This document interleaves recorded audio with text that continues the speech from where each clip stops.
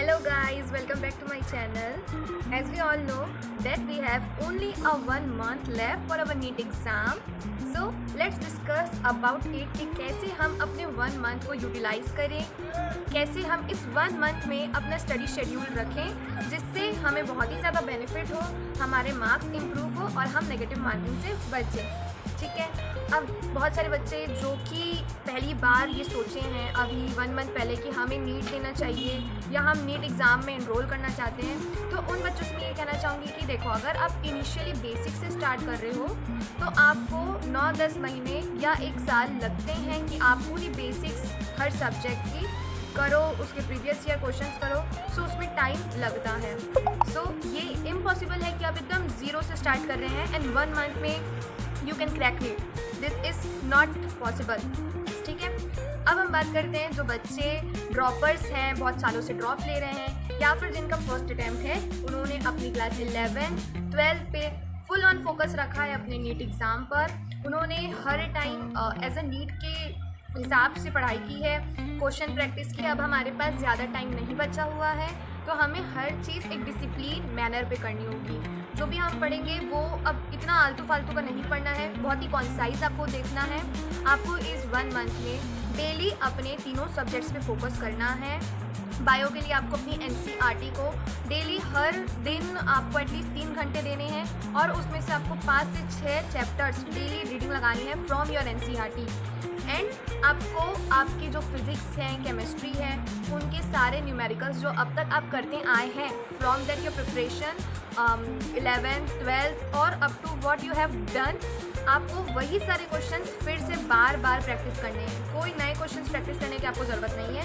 जो भी क्वेश्चंस आपने प्रैक्टिस किया है, अब वो टाइम है कि आप उस कॉन्सेप्ट को बार बार रिवाइज करो, क्योंकि इसी रिवीजन के थ्रू ही जब आप अपने एग्ज़ाम में क्वेश्चन सॉल्व करोगे तो आपकी जो स्पीड होगी, जो एक्यूरेसी होगी और जो नेगेटिव मार्किंग से बचने की टेंडेंसी होगी वो बहुत ही ज़्यादा इम्प्रूव होगी।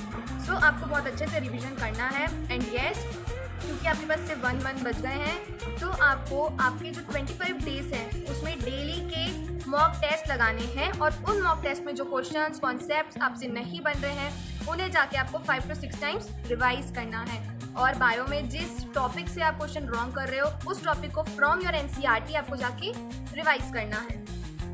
गाइस, आई नो कि अब तक आपने अपनी पूरी नीट जर्नी में बहुत ही अच्छी मेहनत की होगी, बहुत ही अच्छे से आप सभी ने पढ़ा होगा, बट क्योंकि अब जो ये 1 month बचे हैं इसमें आपको स्टडी करना है, बट अपनी हेल्थ पर भी फोकस करना है, क्योंकि आपकी हेल्थ अच्छी रहेगी तभी आप अपना एग्ज़ाम दे पाएंगे। तो आपको अपना ब्रेकफास्ट सही से करना है ताकि आपको बर्न आउट ना हो, आपको स्ट्रेस ना हो, एंजाइटी ना हो। तो आपको बहुत ही काम होकर वर्क करना है और अपने माइंड सेट पर ये बैठा लेना है कि yes, I work very hard in my NEET journey और इस बार मेरा नीट क्रैक होगा। दिन में 24 घंटे आपको ये माइंडसेट रखना ही है कि यार मैंने बहुत मेहनत किया है और इस बार तो मेरा सिलेक्शन होगा ही होगा। बिकॉज अगर आप ये सोच लेंगे ना, पॉजिटिव अपने माइंड में क्रिएट कर लेंगे, तो इससे भी आपको अपने क्वेश्चन सॉल्व करने में, एक्यूरेसी में बहुत ज़्यादा हेल्प होगी। सो ये आपको बहुत ही यूज़फुल होगा।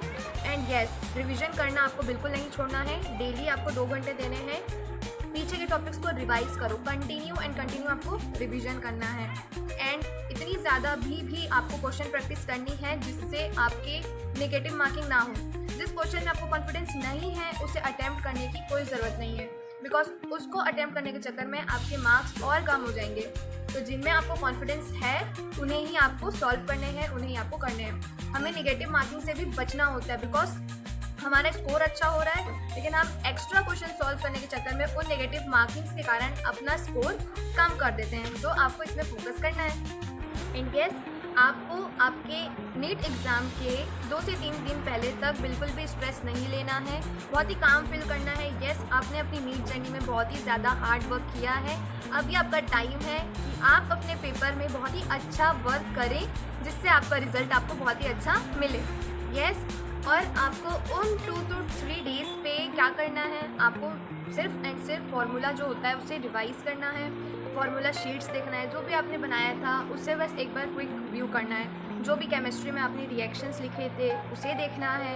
एंड बायो में जो भी आपने नोट्स बनाए होंगे, शॉर्ट नोट्स आइदर, वो देखना है। एंड येस, बायो में अगर आपको डिफ़िकल्टी जा रही है कि आप फुल चैप्टर में फोकस नहीं कर पा रहे हैं, तो आपको उनके जितने भी डायग्राम्स है, फ्लो चार्ट है, and the most important is the summary, जिसको आपको देख के ही जाना है, because most of the questions direct summary की लाइन से उठ के आते हैं बायो में।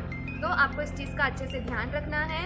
And yes, stay calm, stay healthy, अच्छे से अपने नीट एग्ज़ाम के लिए आपको तैयारी करनी है। And yes, all the very best to all the NEET aspirant watching this video, and please subscribe this channel. Thank you.